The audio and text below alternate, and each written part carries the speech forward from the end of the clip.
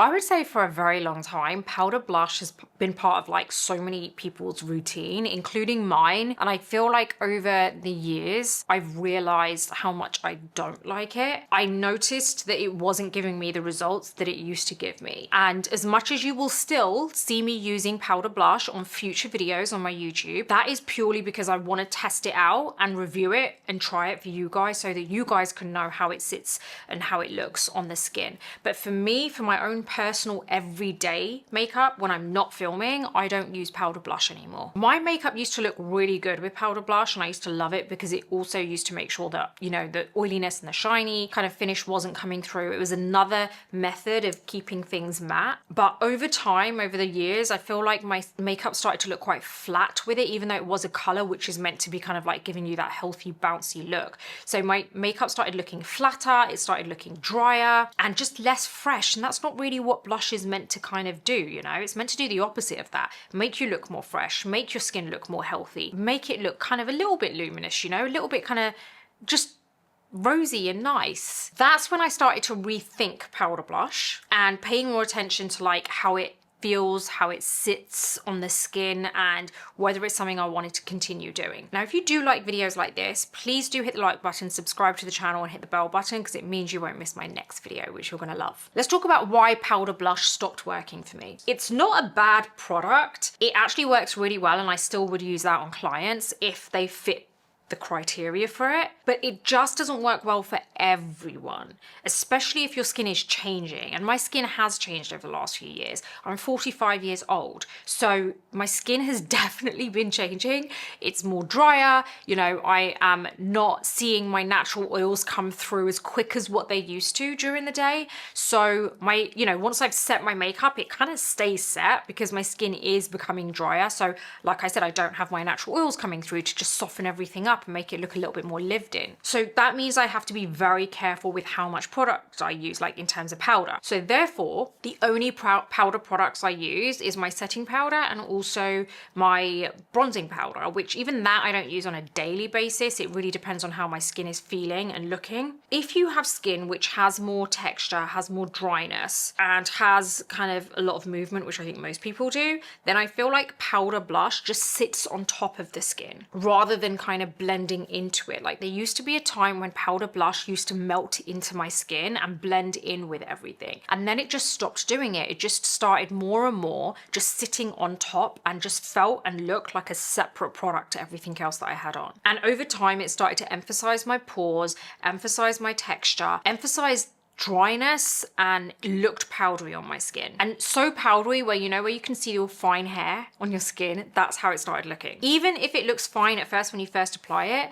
like sometimes there were days where it looked fine when I first applied it, but then later on in the day I was like, wow, that's just looking more and more dry. Why? That shouldn't be going that way, you know? It should be looking more less and less dry, but it wasn't. And that's all because of how my skin has been changing over the last few years. Like it ended up making my skin look chalky. So if all of this sounds familiar to you, then you are in the same boat as me. Any product that is powdery, that sits on top of skin which is already dry, maybe mature, or the skin is changing and it has texture and fine lines, can end up just sitting on top and making everything look more chalky, feel more dry, look more dry, and look more cakey. Very quickly, I do deep dives like this on the Beauty Breakfast Club, which is my online magazine, all about beauty and with a sprinkling of wellness, mindset, fashion on top. You're gonna love it. Every newsletter is written by me. You get a new one every 2 days. It's been going for around 2 years. We have around 8,000 people as part of the community. It is free to subscribe and that gives you access to some of the site. But if you go for the paid version, it unlocks everything, allows you to read everything. And also the best part, wait for it, you get to join the group chat, which I'm in as well, and you get to ask me any questions that you have and I will answer you on that group chat. So it only costs the same as getting yourself one coffee a month, but it gives you so much more. So I would love to see you over there. Let's talk about what I use instead, because it's not as simple as just, well, I don't use powder blush now, I just use cream. It is about the type of cream as well. I switched to cream and liquid blushes because they move with the skin instead of sitting on top, right? But again, I have realized from trying so many different cream and liquid blushes that it isn't just any cream, liquid and blush. Liquid and blush? No, any cream, liquid, blush. I'll explain this in a second, but here's firstly why they generally work better. They blend into your base seamlessly because you're applying a cream on top of a cream, so the fluid is so similar to the base that you've already applied that it melts and blends in perfectly. You don't have to try so hard. You're not mixing two different textures with each other, which causes friction and causes a different type of finish. It looks more natural in daylight because I also noticed that the powder blush was looking different in set different lights. So with cream blush, it's still going to look the same. It doesn't cling onto dryness. If anything, it's a little bit more hydrating, so it kind of melts in easily. Also, throughout the day, it fades evenly because powder blush can fade through the day, but then it starts to look a bit patchy. With cream blush, it can fade a little bit through the day, but it isn't patchy, it isn't all over the place. It's still kind of even. Like, I feel like cream and liquid blush makes your skin look like it's flushing rather than just sitting on top. Let's talk about why texture and base actually matter. If you're wearing a liquid or cream foundation and then you add a powder blush on top without even setting, that is just the biggest no-no ever, because you're literally telling that powder blush, like, grab onto the first thing that like touches you, grab onto it, cling onto it, and then that's it. It's gone. Your whole base is just looking horrendous. Using a cream blush or a liquid blush on top of a cream or liquid foundation keeps everything cohesive. Like I mentioned, you're adding the same formula to the same formula. So it just binds much better and it blends easier, it melts into one another. They're not trying to compete with one another, such as like cream liquid foundation with powder blush. They're competing with one another, right? Because you're not just pressing the powder blush on top. Don't think of it of like, oh yeah, but I'm adding a powder so it's setting that area. It isn't, because you're not applying the same kind of form, like color. With a setting powder, there's no color, it's translucent, so it's not pressing color into the skin. With a powder blush, you're pressing color into the skin and it will stay there. Let me talk about when powder blush can still work. There are situations when powder blush can still work, and that depends on your skin type. If you have very oily skin, it's going to work really well for you because you're dealing with so much kind of oil that you need something that's going to really mattify your skin. That's why back in the day when I did have oily skin, I feel like not extremely oily skin, but a little bit more on the oily side, powder blush worked amazing for me because it kind of also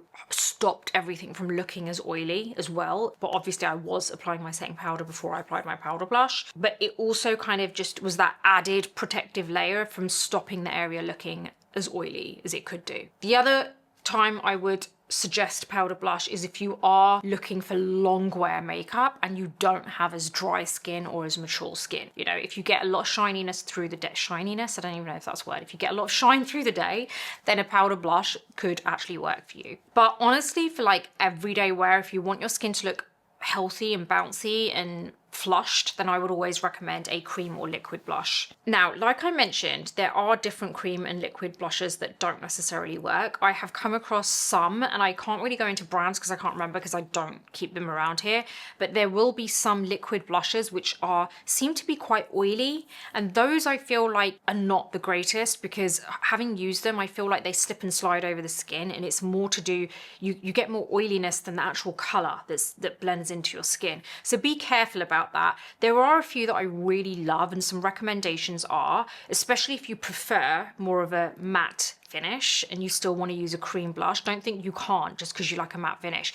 The Dior Forever soft filter blushes are amazing. They are actually cream to powder. That doesn't mean they actually look powdery on the skin, but they are a cream souffle type of texture and really easy to melt into the skin. Amazing finish, but they don't look shiny or too radiant on the skin. So it's great if you prefer a matte finish, but you don't want to use a powder that enhances any kind of like dryness on the skin. So that's amazing for mature skin. Another few that I would highly recommend is the Patrick Tar Double Take Creme and Powder Blush, because I feel like you've got a cream in there and a powder, so you've got the best of both. So that's great if you do like using both formulas. I also really love the Makeup by Mario Soft Pop Blush Sticks. They're really hydrating and nice, and they are quite luminous, I would say.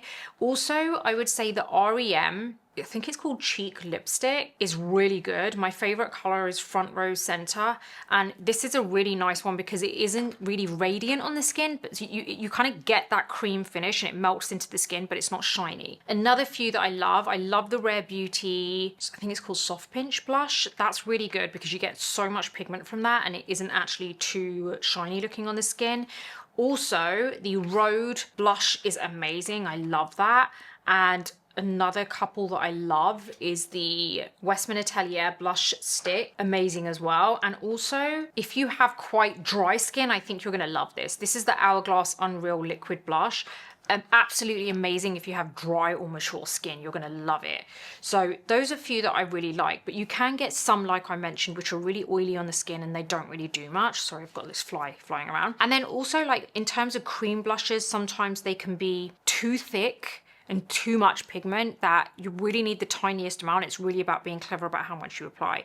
So you don't want it to also sit on top where there's just so much pigment that it's actually not melting into your skin. Now, the way that I actually apply it is I like to go on the top part of the cheek, like the apples of the cheek, and then I go up into the kind of higher part of the cheekbone, but I don't take it into the temple because I just find that's just a really weird area. Like, who puts blush here? So yeah, that's how I apply it. I just really wanted to go into as to why I'm not using powder blush, because I feel like I've had a few questions about that, like why am I not using powder blush as much? And like I said, I will always still use these products on my channel for you guys to see so that I can give you guys the review, because this channel is about you guys. It's not just about my personal makeup on day-to-day basis. I do want you guys to see how things work, even if I may not use it on a daily basis. But I also want to keep it really real, like honest and transparent with you so that you know that everything you see me use on this channel is not everything I use when I'm not working, you know? So my day-to-day makeup is definitely a lot more kind of subdued compared to like what I would apply on the channel. I also want to try things. I want to try things as well for myself as well. So I really do hope you've enjoyed this today. Very quick, easy chat, but I hope you've enjoyed it and learned something from it. Let me know if you have any questions in the comments, and everything that I've mentioned in terms of all the blushes that I really like is listed in my description, and I will see you on the next video.